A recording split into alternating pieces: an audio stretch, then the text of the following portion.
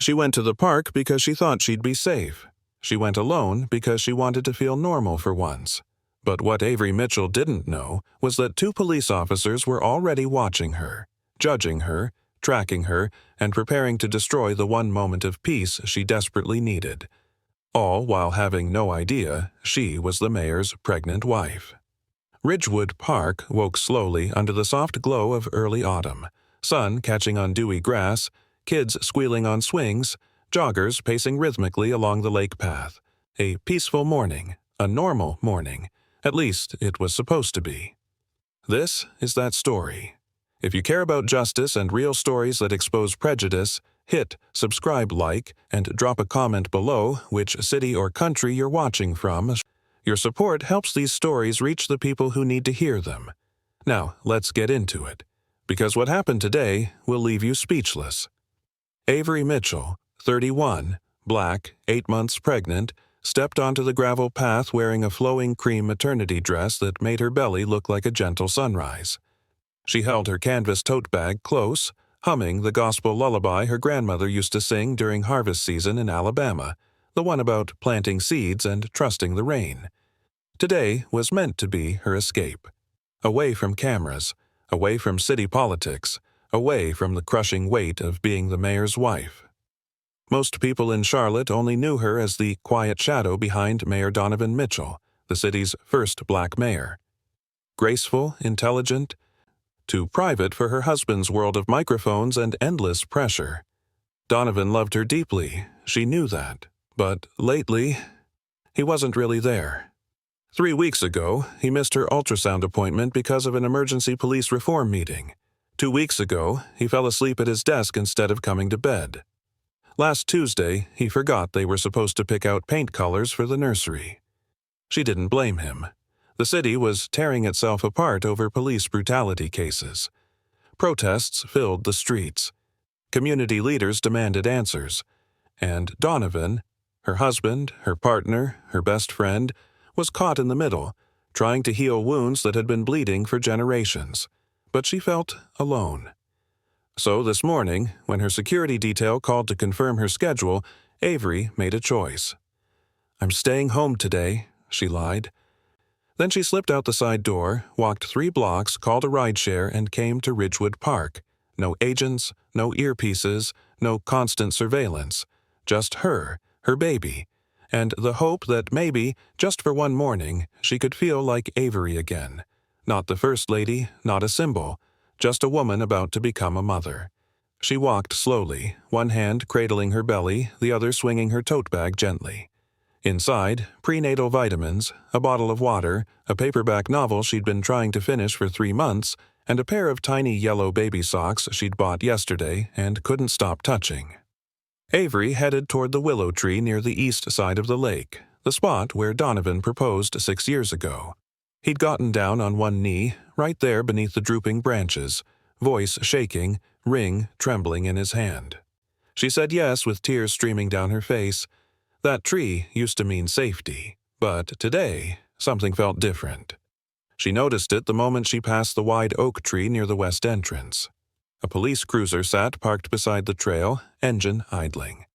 Inside, 2 white officers stared at her, too long, too directly. She couldn't see their faces clearly through the tinted windshield, but she felt their eyes tracking her movement. Avery's stomach tightened. She'd felt this kind of stare before, not from Donovan's political opponents, not from reporters, but from people who believed her skin made her suspicious, people who looked at her and saw a threat instead of a woman carrying life. She kept walking, forcing herself to breathe steadily. "It's nothing. You're overthinking. Just keep moving." But she couldn't shake the prickling sensation crawling up her spine, the ancient, inherited instinct that black mothers pass down to their daughters like heirlooms. Something's wrong. Behind her, the cruiser doors opened with 2 heavy metallic thunks. Footsteps echoed on the pavement. Slow, deliberate, following her. Avery's heart began to race, but she didn't look back. She focused on the willow tree ahead, now only 50 yards away. She just needed to reach it. Sit down, catch her breath, remind herself that she was safe, but the footsteps quickened. and deep in her chest beneath the gospel lullaby still humming in her mind, a quiet voice whispered the truth she'd been trying to ignore. You were never going to be safe. The two officers moved with the kind of confidence that comes from years of never being questioned. Officer Reed, 42, tall and square-jawed, walked with his hand resting casually on his belt, a posture that suggested authority but looked more like a warning. He'd been on the force for 16 years, never suspended, 3 commendations. He believed in law and order, in maintaining control, in trusting his instincts, and his instincts told him something was off about the woman ahead. Officer Harlan, 28, newer to the job, walked slightly behind Reed with the eager energy of someone still trying to prove himself. He wanted to be the kind of cop who caught things others missed, the kind who made detective by 30. Reed raised his radio to his mouth, voice low. Dispatch, we've got eyes on a possible 1066 in Ridgewood Park. Black female, late 20s to early 30s, cream-colored dress, carrying a bag. Matches the description from the earlier call. The earlier call. A vague report phoned in 20 minutes ago by someone who saw a suspicious person near the park entrance. Black woman, alone, carrying a large bag, moving nervously. That was it. That was the entire description. It could have been anyone, but to Reed and Harlan, it was Avery. Avery reached the willow tree and exhaled deeply, letting her fingers brush against the rough bark. She closed her eyes for just a moment, remembering Donovan's face when he proposed, the way his voice cracked, the way he laughed through tears when she said yes. God, she missed him. Ma'am. Avery's eyes snapped open. The two officers stood 10 feet away, blocking the path behind her. Reed's hand still rested on his belt. Harlan's eyes flicked from her face to her bag to her belly and back again. Is there a problem, officers? Avery asked, keeping her voice steady. Reed stepped closer, his tone clipped and procedural. We received a call about a suspicious person in the park. You match the description. Suspicious. That word. It landed in Avery's chest like a stone dropping into still water, sending ripples of old fear through her body. She'd heard it before. In college, when a store manager followed her through the aisles. At the airport, when TSA pulled her aside for random additional screening 3 times in a row. At a fundraiser gala, when a white donor asked if she was catering the event. Suspicious, code for, you don't belong here. Avery forced calm into her voice. I'm just taking a walk. I'm not doing anything wrong. What's in the bag? Harlan asked, his eyes narrowing. My personal belongings. We're going to need to see inside that bag, ma'am, Reed said, his tone leaving no room for discussion. Avery's breath caught. Not from guilt, she had nothing to hide, but from the familiar, suffocating humiliation of being questioned for simply existing. Officers, she said carefully, I haven't done anything wrong. I'm 8 months pregnant. I'm just trying to enjoy the morning. Harlan's jaw tightened. Ma'am, you can either comply voluntarily, or we can escalate the situation. Your choice. Escalate? Avery blinked. I'm talking to you. I'm not resisting anything. Reed's expression hardened. We have reasonable suspicion to conduct a search. You're matching a description. You're in a public park, and you're refusing to cooperate. I'm not refusing. Then show us what's in the bag. Around them. The park continued its slow morning rhythm. Joggers passed. A mother pushed a stroller along the far path. A man threw a tennis ball for his golden retriever near the lake. No one was paying attention. Not yet. Avery's hands trembled as she slowly reached for the zipper of her tote bag. She knew how this worked. She'd watched enough news reports. She'd heard enough stories from friends, from Donovan's constituents, from mothers who'd lost sons. Move slowly. Keep your hands visible. Don't give them a reason. She pulled the zipper halfway open, her fingers shaking. Ma'am, remove your hand from the bag, Harlan barked suddenly, his voice sharp with manufactured urgency. Avery froze. I'm just... Hands out of the bag, now. And before Avery could even process the command, Harlan lunged forward and grabbed her wrist. Pain shot through Avery's wrist as Harlan's fingers clamped down like a vice. Wait, she gasped, instinct making her pull back. But pulling back was the wrong move. Reed immediately seized her other arm, twisting it backward with the mechanical efficiency of someone following training protocol. "Hands behind your back, now." "I'm not resisting." Avery's voice cracked with panic. "Please, I'm pregnant." But the officers weren't listening. They were in procedure mode now. Neutralize the threat, establish control, secure the subject. Except Avery wasn't a threat. She was a terrified woman trying to protect her baby. Reed pulled harder on her arm. The angle was wrong. Painful. Avery stumbled forward, her pregnant belly throwing off her balance. Her cream dress caught on a low willow branch and ripped loudly down the side, fabric tearing from hip to knee, exposing her bare thigh and part of her rounded stomach. "Stop!" Avery cried out, her free hand flying instinctively to her belly. "You're hurting me!" "Stop resisting!" Harlan yelled back, loud enough for anyone nearby to hear, loud enough to justify what came next. Avery wasn't resisting. She was protecting her child. But to the officers, any movement that wasn't complete submission looked like resistance. Reed shoved her shoulder downward. "Get on the ground." "I can't. My baby." Her knees buckled. Avery crashed down onto the dirt path, one hand bracing against the ground, the other clutching her belly as she tried to avoid landing stomach first. Her tote bag spilled open beside her. Prenatal vitamins, a water bottle, a paperback novel, and 2 tiny yellow baby socks tumbling out onto the grass. No weapon, no drugs, no threat. Just the belongings of a pregnant woman trying to survive the morning. Avery's breathing came in short, sharp gasps. A contraction hit. Not labor, but the kind of stress-induced tightening that every pregnant woman fears. Her vision blurred with tears.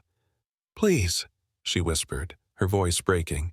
"Please stop, my baby." The officers didn't stop. Reed knelt beside her, pulling her arms behind her back. "Stop resisting and this'll go easier." "I'm not—" Avery choked on the words, on the fear, on the rage boiling beneath her terror. "I'm not resisting." And that's when the park stopped being silent. "Hey!" A male jogger slowed to a stop, staring in horror. "She's pregnant!" "What are you doing?" A woman pushing a stroller froze on the path, her phone already rising to record. "Oh my God!" "She's not resisting!" someone else shouted. More people gathered. Phones appeared like fireflies blinking to life. A semicircle of witnesses formed around the scene, watching, recording, shouting. "Get off her! She's pregnant! You're hurting her!" Reed stood up quickly, his face flushing red as he realized they had an audience. "Everyone, step back. This is official police business." Harlan pointed at the crowd, his voice rising with desperation. "She was reaching into her bag. We have reason to believe she was going for a weapon." "What weapon?" the jogger yelled back. "Those are baby socks." Avery curled forward on the ground, tears streaming down her face, her torn dress exposing skin she couldn't cover because her hands were still pinned behind her back. Humiliation washed over her in waves. This was how they saw her. Dangerous, suspicious, criminal. Not a mayor's wife, not a soon-to-be mother, not a woman who'd done everything right her entire life. College degree, career, marriage, community service. None of it mattered, because they looked at her and saw threat. Another contraction rippled through her belly. Avery gasped, curling tighter, her mind screaming the only prayer she had left. "Please don't let me lose this baby. Please, God. Not here, not like this." Somewhere in the crowd, a woman's voice cut through the chaos. "Someone call 911. She needs an ambulance." "She is 911," another voice snapped back. "They're the ones hurting her." Reed and Harlan exchanged a glance, the kind of look two people share when they realize they've made a catastrophic mistake but are in too deep to back out. Double down. Justify. Control the narrative. "Ma'am, if you calm down—" "I am calm!" Avery screamed, her voice raw with anguish. "I've been calm this whole time." The crowd pressed closer.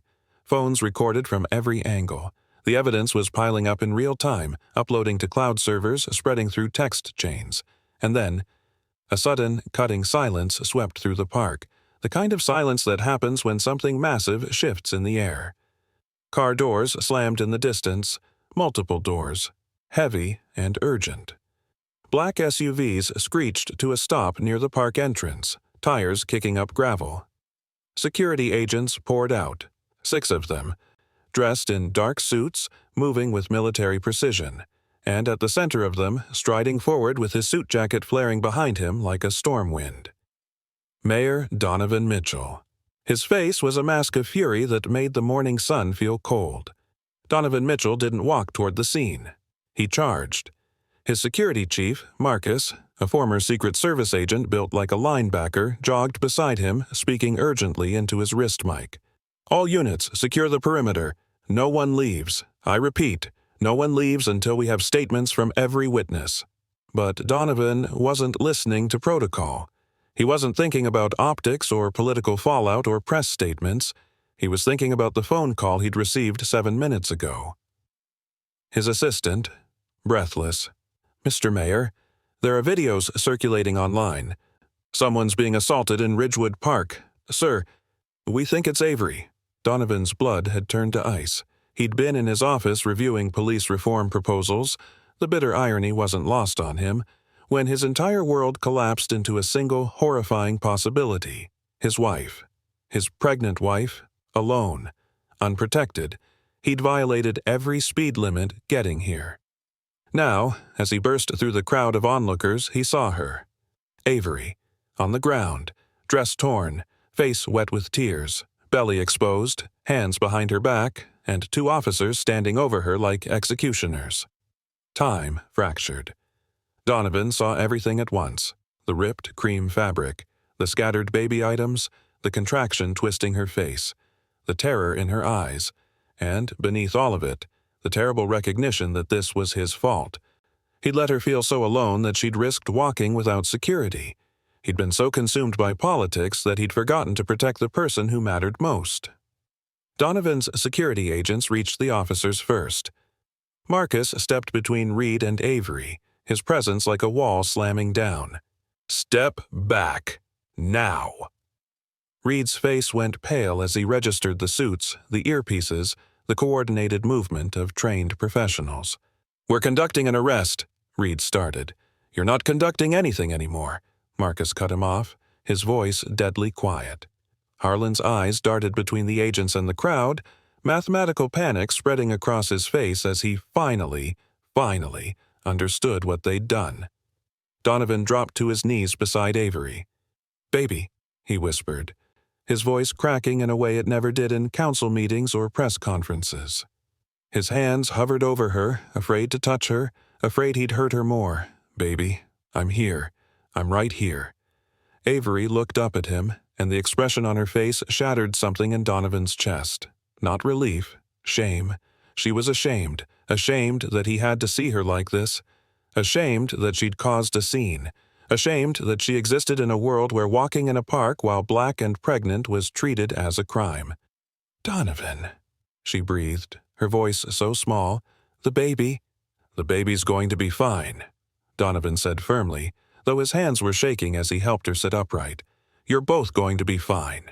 He pulled off his suit jacket and wrapped it around her shoulders, covering the torn dress, giving her back some dignity.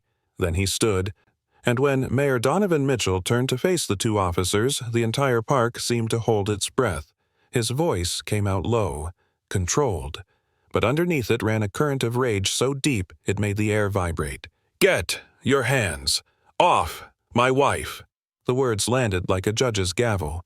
Reed stumbled backward, his face draining of color. Your wife?" "The First Lady of Charlotte," Marcus supplied coldly.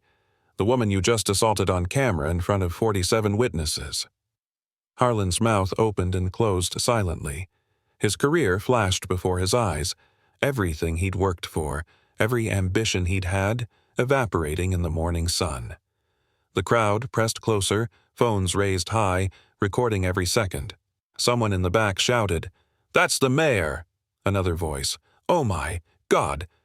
They attacked the mayor's wife!" A woman near the front, tears streaming down her face.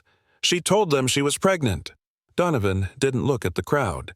He kept his eyes locked on Reed and Harlan, his jaw so tight it looked carved from stone. "You approached my wife," Donovan said, each word precise and cutting. "You questioned her without cause. You put your hands on her. You threw her to the ground. While she was 8 months pregnant. while she begged you to stop. Reed tried to speak. Sir, we received a call. A call about what? Donovan's voice rose for the first time, echoing across the park. A black woman walking? A black woman existing? What exactly was the crime you were preventing? Silence. Reed's radio crackled, a dispatcher's voice tinny and distant. Unit 47, what's your status? No one answered. In the distance, sirens wailed, real ones now. An ambulance, more police, the machinery of consequence beginning to turn. Marcus crouched beside Avery, his voice gentle. Ma'am, EMS is 2 minutes out. Can you tell me where you're feeling pain? Avery pressed a hand to her belly. Contractions, not regular, but I'm scared. We're getting you to the hospital, Donovan said, kneeling beside her again. He took her hand, the one with red marks around the wrist from Harlan's grip, and brought it to his lips. I'm so sorry. God, Avery, I'm so sorry. It's not your fault, she whispered. But they both knew that wasn't true. The ambulance pulled up to the park entrance, lights flashing. Paramedics jumped out with a stretcher. As they approached, Avery looked up at Donovan, her eyes still wet, but her voice suddenly steady. Don't let them get away with this. Donovan's expression hardened into something the officers had never seen on a politician's face before. Not anger, promise. They won't, he said. The paramedics moved with practiced efficiency, checking Avery's vitals, monitoring the baby's heartbeat through a portable fetal Doppler. Thump, thump, thump, thump, thump, thump, fast but steady, strong but stressed. Baby's heart rate is elevated but within normal range, the lead paramedic said, her voice calm. We need to get you to the hospital for monitoring. Avery nodded, still trembling. As they lifted her onto the stretcher, Donovan stayed beside her, one hand gripping hers, the other resting protectively on her belly. The crowd parted like a tide, silent now, reverent in the presence of something they didn't fully understand yet but felt deeply, the collision of private trauma and public accountability. Marcus approached Donovan, his voice low. Sir, I've secured the scene. All witnesses are giving statements. We have 17 video recordings already. The chief is en route. Donovan didn't look away from Avery. Good. Mr. Mayor, Reed's voice cracked from behind them. Please, we didn't know. Donovan finally turned. The look he gave the two officers could have frozen fire. You didn't know she was my wife, Donovan said slowly. But you knew she was pregnant. You knew she was alone. You knew she was black. The last word hung in the air like an accusation written in smoke. Reed's face flushed red. Sir, we were following procedure. Procedure? Donovan's voice dropped to a whisper that somehow carried across the entire park. Is it procedure to brutalize a pregnant woman for walking? Is it procedure to ignore her when she says she can't breathe? Is it procedure to rip her dress in public and leave her crying on the ground? Harlan looked like he might be sick. We thought... The call said what, Officer Harlan? Marcus cut in, his tone clinical. Because I've already pulled the dispatch recording. The call reported a black woman with a bag. That's it. No weapon mentioned, no crime observed, no threat described. Harlan's mouth opened. Nothing came out. You profiled her, Donovan continued. You saw a black woman alone in a park and decided she was suspicious. That's not procedure. That's bias. That's the exact thing I've been trying to reform in this department, and you just proved why it's necessary. The ambulance doors were open now, ready to transport Avery, but before they could move, she reached out and grabbed Donovan's hand harder, pulling him close. Donovan, she whispered, her voice hoarse. Make them see me. Make them see all of us. Her eyes weren't pleading. They were commanding. This was the woman who'd stood beside him through 3 brutal election campaigns. The woman who'd weathered death threats and racist attacks with her head held high. The woman who'd told him on their wedding night, if we're going to do this, if we're going to be black and powerful in this city, we have to do it right. We have to fight for everyone who can't fight back. She wasn't asking him to protect her reputation. She was asking him to use this moment. Donovan nodded, jaw tight. I will. The paramedics loaded Avery into the ambulance. Donovan climbed in beside her, still holding her hand. But just before the doors closed, He looked back at Marcus. "Call an emergency press conference for 4 o'clock today. Every station. Every platform. And Marcus?" "Yes, sir?" "Make sure those officers stay on scene until Internal Affairs arrives. I want statements. I want body cam footage. I want every second of this documented." Marcus nodded grimly. "Already done." The ambulance doors shut. As the vehicle pulled away, sirens wailing, the crowd remained in the park, stunned, angry, processing what they'd witnessed. Reed and Harlan stood frozen near the willow tree, surrounded by Donovan's security team and a growing number of their own colleagues who'd arrived on scene. Captain Davis, a 30-year veteran with silver hair and tired eyes, approached the two officers. He didn't say anything at first, just looked at them, the way a parent looks at children who've broken something irreplaceable. Finally, "Give me your badges."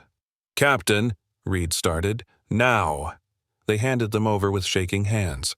"You're suspended pending investigation," Davis said quietly. "And if I were you, I'd start praying that woman and her baby are okay, because if they're not—" He didn't finish the sentence. He didn't have to. In the distance, the ambulance disappeared around the corner, carrying Avery toward the hospital, toward safety, toward the moment when the entire city would learn her name. And the officers who'd brutalized her stood in the morning sun, finally understanding a truth they'd ignored their entire careers. Actions have consequences, especially when the world is watching. Charlotte Regional Medical Center, 11:47 a.m. Avery lay in a private hospital room, monitors beeping softly, tracking her heart rate and the baby's. The contractions had stopped. The fear hadn't. Donovan sat in a chair pulled close to her bed, still wearing his dress shirt with the sleeves rolled up, still holding her hand like he might never let go again. "The baby's fine," the attending OB had said 20 minutes ago. "Heart rate is normal, no signs of distress, but we want to monitor you both for the next few hours just to be safe." Avery had nodded, relief flooding through her, but the relief was tangled with something darker. Rage. She'd spent her whole life being careful, being respectable, getting degrees, following rules, marrying a man who represented hope for an entire community. And still. Two officers had looked at her and seen a threat. Donovan squeezed her hand. "How are you feeling?" "Angry," Avery said simply. "Good." Donovan's voice was fierce. "Stay angry, because I need you angry when we do the press conference." Avery turned to look at him. "When we do it?" "If you're up for it," Donovan said carefully. "If it's too much, I'll handle it alone. But Avery, the city needs to hear from you. They need to hear what this felt like. Not from me, from you." Avery was quiet for a long moment, her hand resting on her belly, feeling the baby shift and kick inside her, alive, safe, protected now. But what about next year? When that baby was a toddler in a grocery store, a teenager walking home from school, an adult driving through the wrong neighborhood? What about all the other black mothers whose babies didn't have a mayor for a father? "Okay," Avery said softly. "I'll speak." 4:00 p.m., City Hall. Press conference. The briefing room was packed. Every local news station, national outlets, streaming platforms. Reporters squeezed shoulder to shoulder, cameras lining the back wall, lights blazing hot. Donovan stepped to the podium first. "At approximately 8:35 this morning, my wife, Avery Mitchell, 8 months pregnant, was walking in Ridgewood Park when she was approached by 2 Charlotte police officers. She was questioned, searched, and when she attempted to comply, she was violently restrained, forced to the ground, and injured." He paused, his voice tightening. "The officers claimed they were responding to a call about a suspicious person. The description they were given? A black woman with a bag, that's all. No crime, no weapon, no actual threat." Cameras flashed. Reporters scribbled frantically. "My wife is a law-abiding citizen, a community advocate, a graduate of Duke University. And most importantly, she's a human being who deserves to feel safe walking in a public park." Donovan stepped aside. "And now, she'll speak for herself." Avery walked to the podium slowly, still wearing the hospital bracelet on her wrist, still carrying the weight of the morning in her eyes. She unfolded a single sheet of paper, handwritten notes in blue ink, and she began. My name is Avery Mitchell. I'm 31 years old. I'm a black woman. I'm 8 months pregnant, and this morning I was treated like a criminal for existing. Her voice didn't shake. I want to be very clear about something. I'm fortunate. I have a platform, I have resources, I have a husband with power who could come to my aid. But there are thousands of black women in this city who don't have that protection. Women who get profiled, harassed, arrested, and no one comes to save them. She looked directly into the camera. I'm not speaking today just for me. I'm speaking for every black mother who's been followed in a store, every black woman who's been pulled over for no reason, every pregnant black woman who's been treated like a threat instead of a person carrying life. Her hand moved to her belly. This baby deserves to grow up in a world where their skin doesn't make them suspicious, where walking in a park doesn't require courage, where being black isn't treated as probable cause. Avery folded her notes. Those officers didn't know who I was. And you know what? They shouldn't have had to. I should have been safe because I'm a human being, not because I'm married to the mayor. The room was silent. We're demanding full accountability, body camera footage, independent investigation, and systemic reform to ensure this never happens again. Not to me, not to anyone. She stepped back from the podium. Donovan wrapped an arm around her shoulders, and the cameras captured it all. 3 months later. Avery sat in a rocking chair in the nursery, cradling her son, Marcus Donovan Mitchell, named after the security chief who'd helped save them both. The room was painted soft yellow. Sunlight streamed through sheer curtains. A mobile of tiny planes hung above the crib. On the wall, framed, a news headline. Charlotte implements new police training after mayor's wife assaulted. Department adopts bias intervention protocols. Donovan walked in, carrying a bottle. He hungry? Always. Avery smiled. Donovan sat beside her, watching his son nurse, his hand resting on Avery's shoulder. You changed things, he said quietly. Avery shook her head. We're changing things. It's not done yet. No, Donovan agreed. But it started. Through the window, Charlotte stretched out beneath them, a city still healing, still fighting, still learning. But different than before. Because one woman refused to be erased, and an entire city was forced to see her. They saw a suspicious woman in a park. The world saw a mother who refused to be invisible. If this story touched you, don't just click away, hit like, share it with someone who needs the reminder, and subscribe so you never miss the next powerful episode. Together, we spread awareness, protect voices, and keep justice in the spotlight. Thanks for watching.